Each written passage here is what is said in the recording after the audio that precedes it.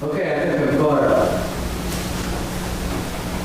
If you're visiting with us, we're studying Revelations, and we're kind of in and out of it because of the holidays coming up and all that sort of thing. We're going to spend this week and next week in Revelation, and then we're going to go for a couple more weeks hiatus. So we do Mother's Day and Memorial Day, and then we'll get back into it. I think we'll actually finish at that point. But Chapter 17 and Chapter 18 are all about the destruction of Babylon. And that's all you're going to hear about. Actually, I'm going to talk about Babylon, the woman who meets her destruction this week, but I'm not going to give it to you until next week. So we'll do all that together. I know that seems a little confusing, but bear with me. The important thing about understanding 17 and 18 is, as it has been all the way through the book of Revelation, is understanding the symbolism. Most of the symbolism that we're going to talk about today is pretty common sense. You've already heard it. But we're going to go through it in just a little different fashion so that you're all right on top of how this goes. Symbolism that is important for today in order to remember starts with this. The coming one world leader will be the Antichrist, but the true one world leader will be Jesus Christ. Next slide. The coming one world bride of the Antichrist will be Mystery Babylon. Remember, that was the woman, that's what we talked about, that's her name, Mystery Babylon, a.k.a. the great mother of harlots. The coming bride of Christ, of course, will be us, the church. Now, the thing you need to understand about Mystery Babylon is you need to understand that she has two identities. Number one, she's a woman. And as a woman, she represents all kinds of sordid sins. Number two, her other identity is that she's a city. And she too represents all sorts of sordid sins. So you have to kind of keep those two identities in mind whenever you read about her, so that you know whether we're talking about Babylon the woman or Babylon the city. Today's chapter is all about the fall of the woman at the hands of the Antichrist, no less, and his 10 puppet kings. But like I said, I'm not going to give you that depth until next week when I do it all together.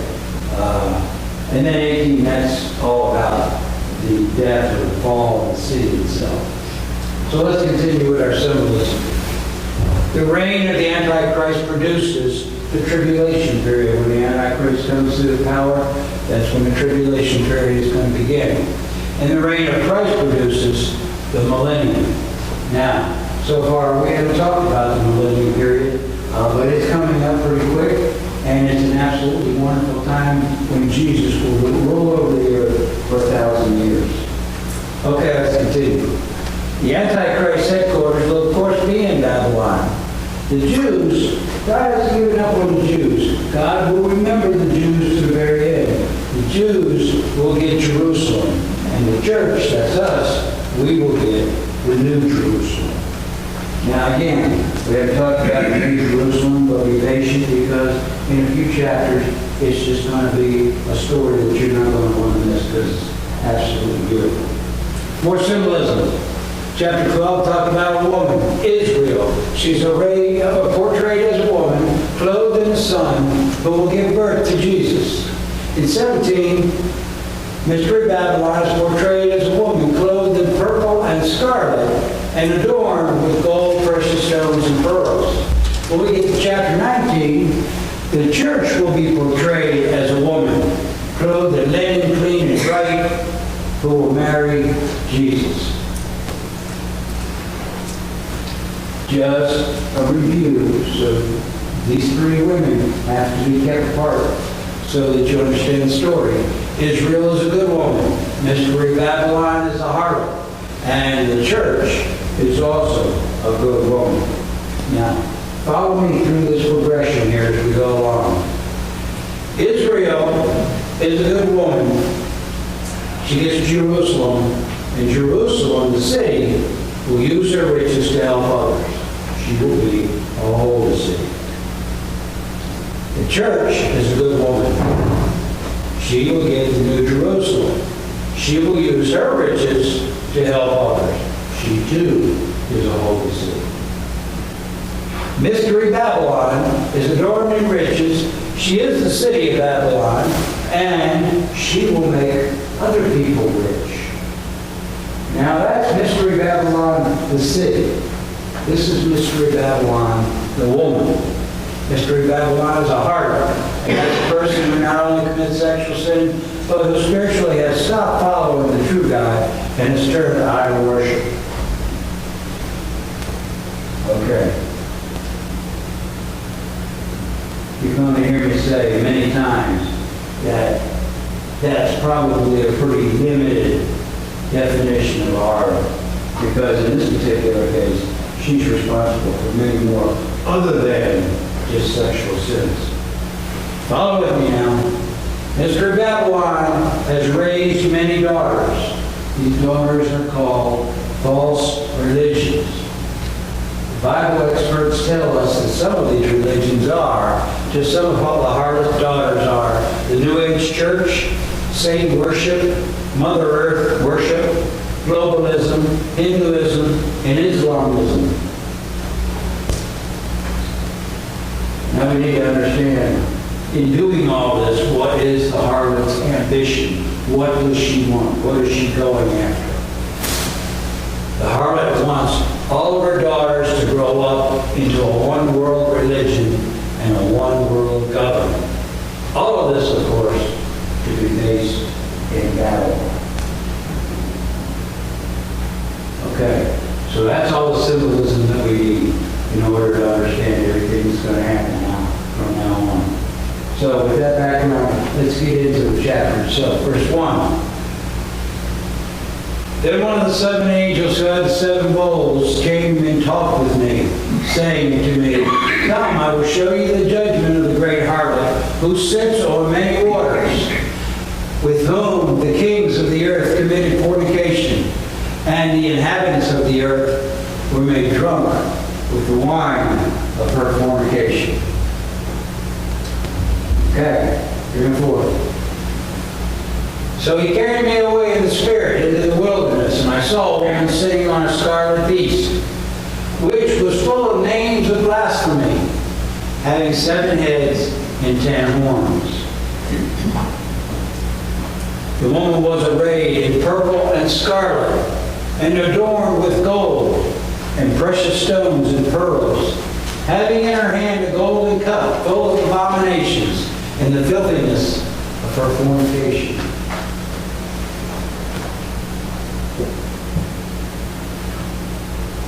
I need you to understand that all these things that she's accused of and guilty of doing, these sins, they're not just confined to sex. They're confined to the greatest sin of all time. The greatest sin in this Bible right here. I told you what it was last Sunday, and Easter Sunday. Somebody broke my mirror, so I can't write it down. The greatest sin in that Bible is pride. That's what she represents. She represents all the pride of all the world. It's not just sex. It's the money and the power and the sex. That's like it is today. Exactly like it is today. Only when this time comes, it will be on a much greater scale. You need to understand that these words, these symbols that God uses, tell a story. And this particular story is really a beautiful story. The description comes symbolically from Jesus Christ himself in the Old Testament when he talks in the 22nd Psalm. Read this. Follow with me. This is Jesus talking. I am a worm and not a man. I am scorned and despised by all. Everyone who sees me mocks me. They sneer and shake their heads, saying, is this the one who relies on the Lord? And let the Lord save them. Now, understand this. You need to understand that the Hebrew word for worm up there is caucus worm. Then you need to understand that the Jews used to use caucus worms in order to make scarlet red dye. Scarlet red is the symbolic color of our sins. So essentially what Jesus is saying up here is as he hangs on the cross, he is full of the sins of mankind. Then, look what he says in Isaiah. Later on, the Lord said, though your sins are like scarlet, they will be white as snow. When you put all this stuff together, this shows us the beautiful story of redemption. And a beautiful story it is. It's Jesus' story. You have to know the symbolism. You have to know where to look. You have to know how to put it all together. And it makes an absolutely beautiful story. So let's look back at verse 4 again. The woman is arrayed in purple and scarlet and adorned with gold, precious stones, and pearls, having in her hand a golden cup full of the abominations and the filthiness of her fornication.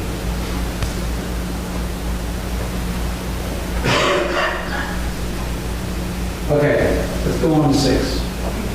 I saw a woman drunk with blood of the saints and with the blood of the martyrs of Jesus.